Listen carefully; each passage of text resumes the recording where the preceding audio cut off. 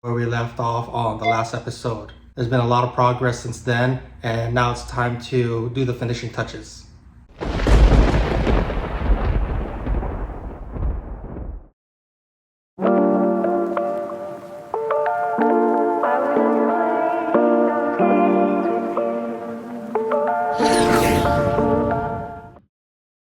Let's jump right into where we left off on the last episode.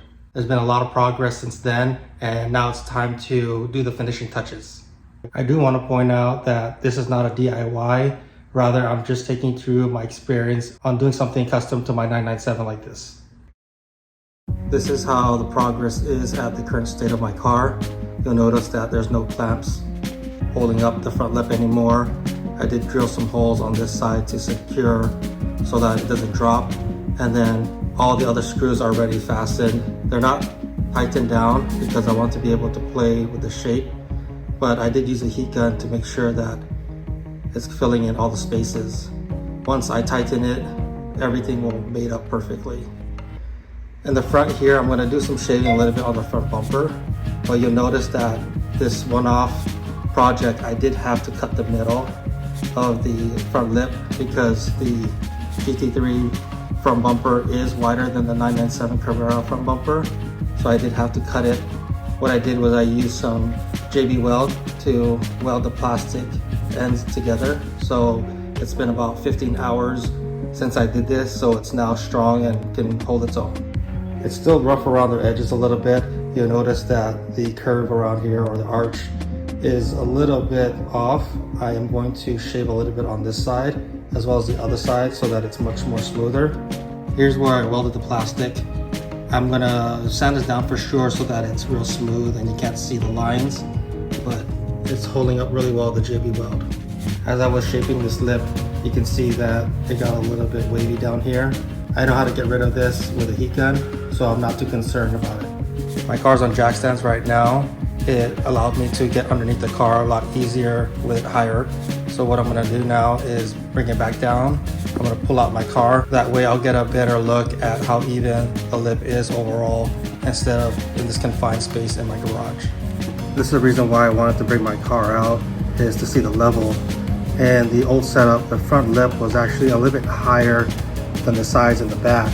So that's one of the main reasons why I wanted to go with a GT3 Cup front lip, because it sits a little bit lower. And now that it does sit a little bit lower, that's exactly what I wanted. I'm gonna walk around the car to ensure fitting it before I start sanding down the bumper and prepping it for paint.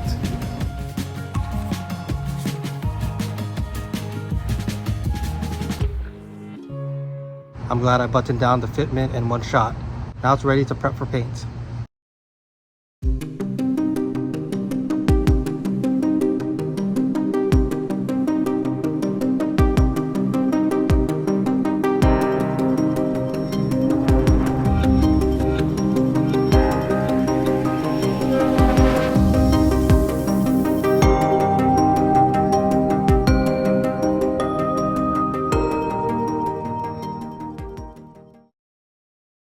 I did skip a few parts because I wanted to make sure that I prep everything before I start painting.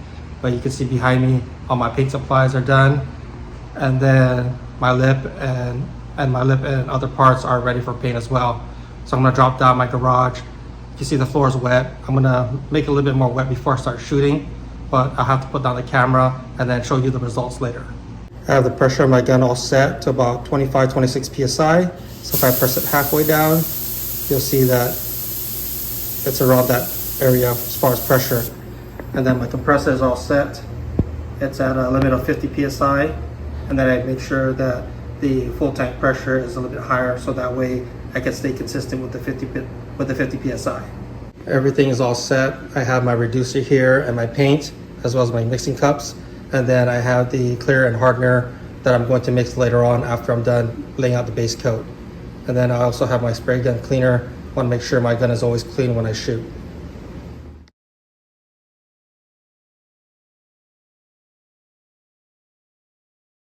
Here's the lip all dried up now. I will say that I did mess up as far as laying out the clear, and there's a lot of drips. so I'm going to have to sand it down and buff them out. As far as the middle finisher in the back, that one came out good, so I'm not worrying too much about that one. I just need to spend some time buffing out all the runs from the clear. I got the front lip all buttoned up. The next step is to lower the car, and what I'm going to do next is start sanding down the runs and then buffing it out. And then the last step is to heat up the lip so that I can straighten everything out. And once I'm done, I'm going to detail in the car and do a full reveal. So here's my car with it lowered down now. You can see everything is pretty leveled now. I still need to massage with a heat gun the sides here to fit perfectly. But for the most part, we're all set.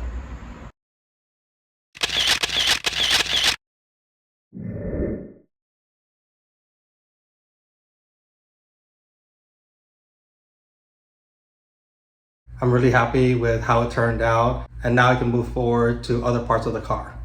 In combination with the carbon fiber GT3 RS hood, the front of the car has a much more commanding presence now.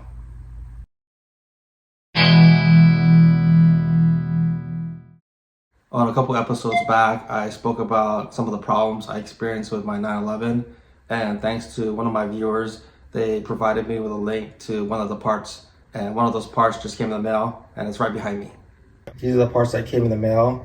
This is my first time ordering through Pelican Parts. I normally order through SCP or all my OEM car parts, but I want to try them out this time. So the part that I spoke about a few episodes ago was the finishing panel on my cowl, which is this part right here. And now I could fill that piece in that was missing. I also needed a oil cap, so I went ahead and bought one since I had a discount code coupon from Pelican Parts. They also threw in a cool keychain, so that rounds out my order. Here's a new cover that just came in the mail, and it replaces that piece right there. So there's a tab right here, and there's a tab down here. So you just connect the front first, and then the back will snap in.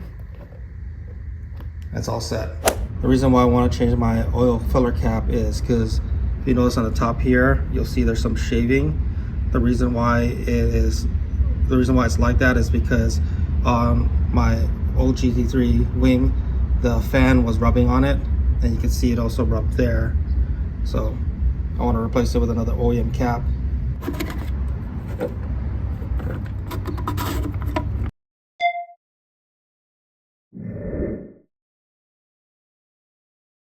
Overall, I'm really happy with how my project with my 911 came out, as far as modifying the front bumper to mate with the GT3 Cup front lip. Like I mentioned in the last episode, I've never seen it done on a stock Carrera front bumper, so I might be the first one to do it. I have something really exciting coming up on the next episode. This is going to complete my exhaust system on my 911, and so I'm really excited to show you what I got. So that's gonna do it for this episode. Thanks for joining, and we'll see you on the next one.